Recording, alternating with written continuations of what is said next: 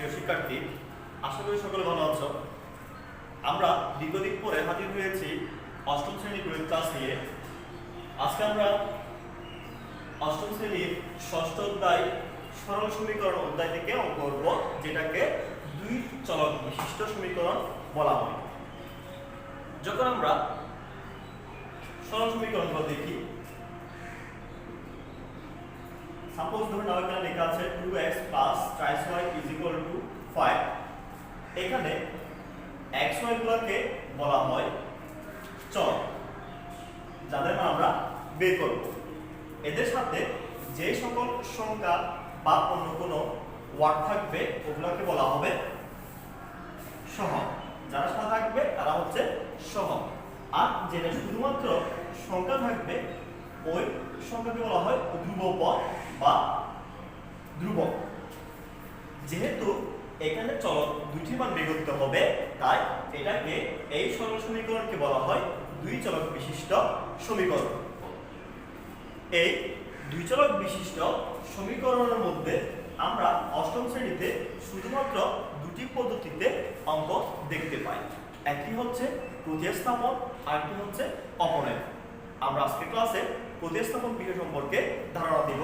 তোমরা মনোযোগ দিয়ে ক্লাস করবে। প্রতিস্থাপন পদ্ধতি, এখানে বোঝা যাচ্ছে স্থাপন। স্থাপন মানে কোনো কিছুর উপর একটা বসানো। প্রতি কোনো একটা কিছুর উপর বসানো, একটা মান নিয়ে আরেকটা মানের উপর স্থাপন করার পদ্ধতিটা হচ্ছে প্রতিস্থাপন পদ্ধতি। দেখো এখানে দুটো সমীকরণ দেওয়া আছে, ওটাকে বলা হবে সমীকরণ যোগ। দুটি দেওয়া আছে, দুটি সমীকরণ যোগ। আমি উদাহরণ সাথে করাচ্ছি। এটা বইয়ের মধ্যে অপনয়ন পদ্ধতি দেওয়া আছে, আমরা প্রতিস্থাপন পদ্ধতিতে দেখাচ্ছি। যে পদ্ধতিতে করো না কেন মান আসবে একই।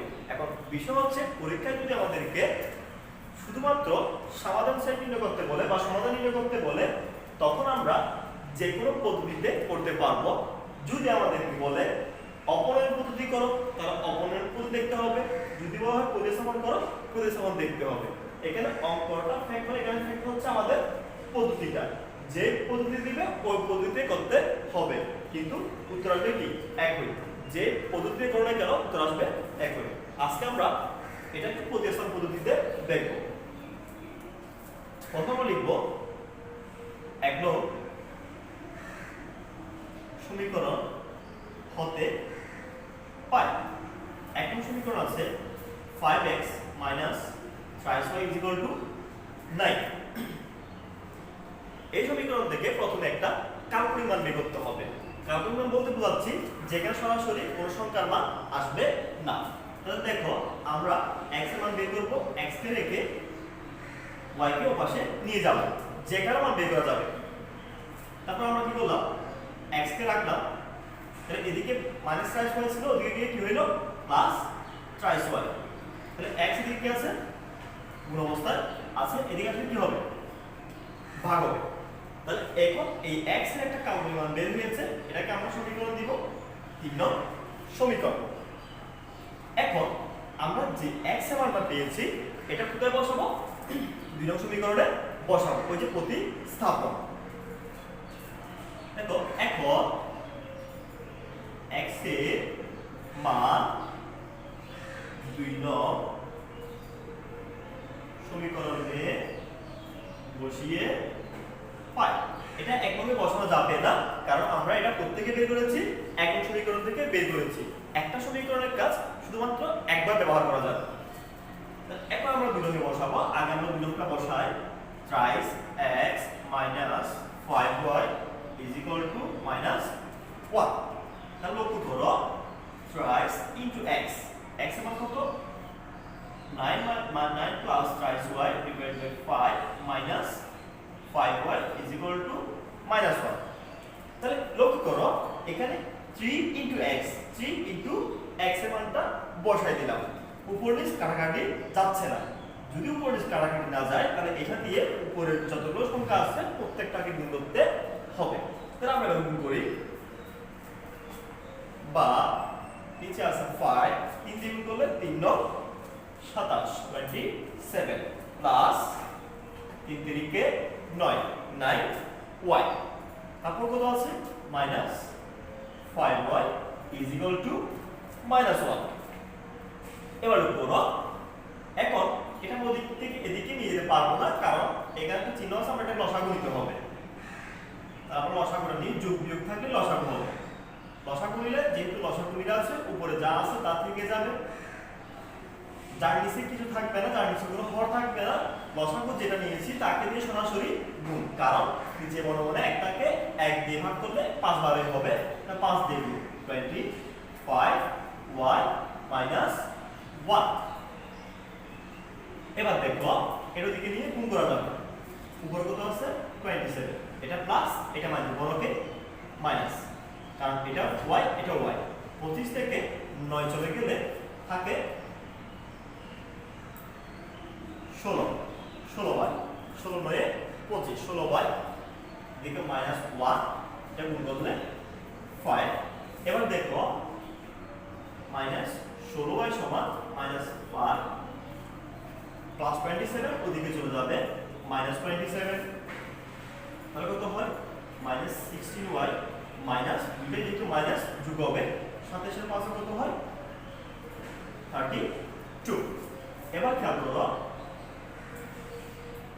করো, বা দুই দিক থেকে মাইনাস আছে, মাইনাস তুলে দেওয়া যাবে, সমান 32, বা y সমান 32 ডিভাইডেড বাই 16, সুতরাং y সমান 2। এটা দুই দিকে মাইনাস আছে, উপর পক্ষে -1 দ্বারা গুণ করে মাইনাস তুলে ফেললাম। এখন এই মাইনাসটা মাইনাস চলে গেল, এখন 16টা এদিকে গুণ আছে, ওদিকে কি হবে ভাগ হবে। পক্ষান্তর করলে যোগ বিয়োগ হয়, গুণ ভাগ হয়। ভাগ হয়েছে 16কে 32কে 16 দিয়ে ভাগ করলে কত আসে 2। এবার আসো, এটা কিন্তু কাল্পনিক না, এটা মান চলে আসছে, এখানে কিন্তু x এর মান আসে না।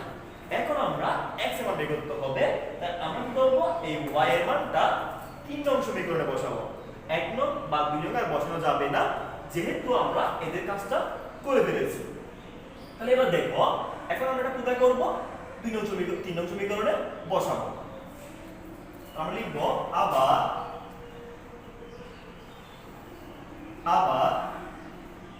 y এর মান 3 নং সমীকরণে বসিয়ে পাই। তার 3 নং সমীকরণটা একটু লক্ষ্য করি। 3 নং সমীকরণ কি আছে? 3 নং সমীকরণ আছে x is equal to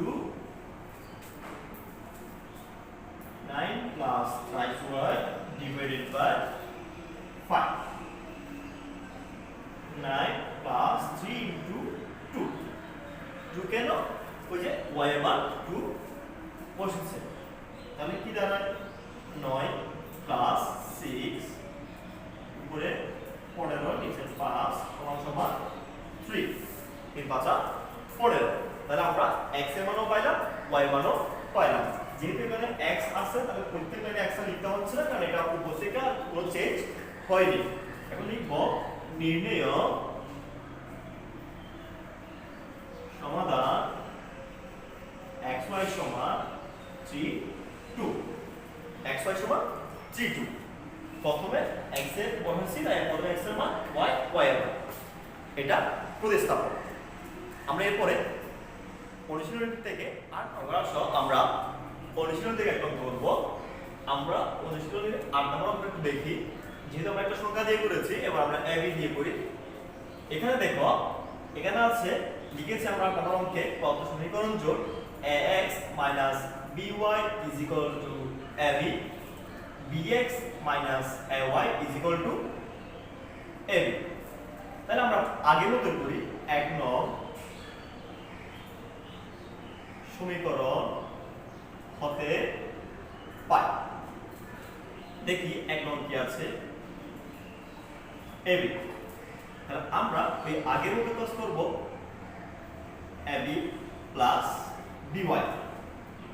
একইভাবে কাল্পনিক মান বের করব, x is equal to ab plus by is equal to a। তাহলে কত হবে? 3 নং সমীকরণ। যেহেতু এটা কাল্পনিক মান, এখানে y থেকে গিয়েছে, এখানে হচ্ছে xy গুলো চলক আর ab গুলো সহগ। এই শুধুমাত্র একসাথে ab যেটা আছে এটা ধ্রুবপদ। তাহলে এখন আমরা x সমান পেয়েছি, এরপর এর মান 2 নং সমীকরণে বসিয়ে পাই। 2 নং এ কি আছে bx minus ay is equal to ab। তাহলে খেয়াল করো b into x এর মান, b into x এর মান, x এর মান কি আছে a ab plus by minus ay and b into x, x এর মান যেটা আছে আগের মতো সেটাই বসালাম। নিয়ম পরিবর্তন হবে না, নিয়ম সবসময় একই থাকবে, শুধু করতে হবে কি ওই সংখ্যাগুলো বসাতে হবে, একই নিয়ম বসাতে হবে, অঙ্ক অটোমেটিকলি চলে আসবে। দেখো এখানেও উপরে কাটাকাটি যাচ্ছে না, যদি উপরে কাটাকাটি যায় তাহলে কেটে দিব, যদি না যায় কি বলেছিলাম, না গেলে আমরা এই সংখ্যা দিয়ে উপরে যা আছে সবাইকে গুণ করব। তাহলে এখানে উপরে আছে এই অংশটা, এটা গুণ করব। তাহলে দেখি গুণ করি, বা নিচে আছে a, উপরে হবে কি a b square plus b square y plus b square y minus ay is equal to ab। এবার খেয়াল করো, আবার আগের মতো কি নিতে হবে, লসাগু নিতে হবে। তাহলে এখানে লসাগু যেহেতু ফর্মুলা আছে, লসাগু বসে যাবে, উপরের সংখ্যা বসে যাবে, এখানে যেহেতু কোনো হর নাই ওই আগের মতোই গুণ করে দিব, a গুণ করলে a স্কয়ার, এদিকে আছে ab। এখন এই এটা ওদিকে চলে যাবে, উপরে যেহেতু কোনো সংখ্যা না, যোগ বিয়োগ হবে না, b square y minus a square y এদিকে a স্কয়ার b। আমরা করব কি, এখন এখানে যেটা ab আছে শুধু, যেখানে কোনো চলক নাই সেটা ওদিকে নিয়ে যাব। তো এখানে কি আছে b square y minus a square y, এদিকে a square b minus a b square. এখানে কি কমন যায়, y কমন যায়, y কমন নিলে কি থাকে b square minus a square. এখানে কি কমন যায়, a b কমন যায়, একটা a চলে গেলে আরেকটা a, একটা b চলে গেলে আরেকটা, একটা a চলে গেলে আমরা b চলে গেলে একটা b। তাহলে এখন আমরা কি করব, এটা ওপাশে নিয়ে যাব, ab a মাইনাস b, এখানে কি আছে b square minus a square. তো আমরা করব কি, এখন এখান থেকে যদি আমরা এখানে যেহেতু আমরা সূত্র করি b plus a b minus a square minus b square, এটা আছে a plus a minus b। তাহলে আমরা এটা কাটাকাটি করতে চাইলে এখান থেকে একটা কমন নিতে হবে, মাইনাস কমন নিতে হবে। যদি আমরা এখান থেকে একটা মাইনাস কমন নিতে পারি তাহলে এটা কি হয়ে যাবে b মাইনাস a, তখন এটা কাটাকাটি করতে পারবো। আমরা মাইনাসটা কমন নিই, এটা থাকবে ab, এখানে থাকবে b মাইনাস a। আমি আবারও বলছি, যেহেতু এখানে সূত্র অনুসারে a plus b a minus b, অর্থাৎ b plus a b minus a আসছে, a b মাইনাস a এর সাথে এটা যেহেতু ক্যান্সেল লেখা যাচ্ছে, আমরা এখান থেকে একটা মাইনাস কমন নিয়ে ফেললে মাইনাসটা প্লাস হয়ে যাবে, প্লাসটা মাইনাস হয়ে যাবে, তাহলে এটা মিলে যাবে, কাটাকাটি করতে পারবো। তাহলে এটা যদি কেটে দিই, আমাদের দ্বারা y সমান মাইনাস ab, নিচে সাথে লিখলে a প্লাস b, প্লাসের ক্ষেত্রে আগে করে নেওয়া যায়, এটা কি হবে a প্লাস b হবে। এখন আমরা y মান কোথায় বসাবো, আবারও 3 নং সমীকরণে বসাবো। দেখি লিখি আমরা, আবার y এর মান 3 নং সমীকরণে বসিয়ে পাই। 3 নং সমীকরণটা দেখি, 3 নং সমীকরণ কি আছে, x is equal to ab plus by divided by a, ab plus by divided by a। তাহলে আমরা এখন কার মান বসাবো, y মান বসাবো, ab plus b into y, ঠান্ডা মাথায় কাজ করো, b into y। a plus b। এখানে নিচে কি আছে a। লক্ষ্য করো উপরে যে দুটো দেখা যাচ্ছে উপরে লসাগু নিতে হবে, তার আগে আমরা একটা কাজ করি, এটা হবে কি লসাগু হবে কি গেলে a প্লাস আমরা একসাথে কাজ করছি। এই নিচে কিছু আছে না, এটা কিন্তু উপরের সংখ্যা, এটা কার সংখ্যা উপরের সংখ্যা, যেহেতু গুণ আছে উপরের সংখ্যা, এরপর নিচে কাটাকাটি যাবে না, কাটাকাটি প্লাস আছে উপরের সংখ্যা। এখানে কি হবে ab into a plus b হবে, যেহেতু এই নিচে কোনো লসাগু নাই। এবার লক্ষ্য করো এখানে একটা গুণ হবে প্লাস মাইনাসে minus a b square a b square. তাহলে এটা উপরটা এটা সামনে আসবে a প্লাস b, এখানে গুণ করলে a স্কয়ার b, গুণ করলে a square b plus a b square, এখানে কি আছে minus a b square into 1/a। খেয়াল করো এটা উপরের সংখ্যার সামনে আসছে, নিচে কি হয়ে যায় উল্টে যায়, যেহেতু উপরে দুইজন এর নিচে একটা এক ধরা হয়, এটা উল্টে গেলে 1/a। উপরের সামনে নিচেরটা কি হয়ে যায় উল্টে যায় 1/a। তাহলে এখানে গুণ করলাম a গুণ করলে a স্কয়ার b, b গুণ করলে a b square minus a square b। এই a স্কয়ার b চলে যাবে, তাহলে কি থাকে উপরে থাকে এখানে a b স্কয়ার চলে যাবে, উপরে থাকে a স্কয়ার b, কিন্তু থাকে কি a plus b into 1/a। এই a এই একটা কাটা দিলে আর থাকে কি ab divide by a plus b। তাহলে y এর মান আসছে minus ab divide by a plus b, আর x এর মান হচ্ছে ab divide by a plus b। এখন আমরা লিখতে পারি নির্ণেয় সমাধান xy is equal to x হচ্ছে ab divide by a plus b, y হচ্ছে minus ab divide by a plus b। এটা হচ্ছে আমাদের সমাধান। তাহলে আমরা আজকে দুটো অঙ্ক দেখেছি প্রতিস্থাপন পদ্ধতিতে, এর মাধ্যমে আমরা আশা করি প্রতিস্থাপন পদ্ধতির নিয়মটা ক্লিয়ার করে ফেলতে পেরেছি। আমরা এই পদ্ধতিতে বাকি যে অঙ্কগুলো আছে ওগুলা প্র্যাকটিস করব, সাথে সাথে আমরা চেষ্টা করব অপনয়নে যা আছে ওগুলো এই প্রতিস্থাপন পদ্ধতি করে উত্তর বের করার জন্য। আমরা আজকের ক্লাস এই পর্যন্তই। আমরা আজকের ক্লাসে প্রতিস্থাপন পদ্ধতি শেষ করলাম, আমরা আগামী ক্লাসে অপনয়ন পদ্ধতির অঙ্কগুলো দেখব। এই পর্যন্ত তোমরা সুস্থ থাকবে, ভালো থাকবে, ধন্যবাদ।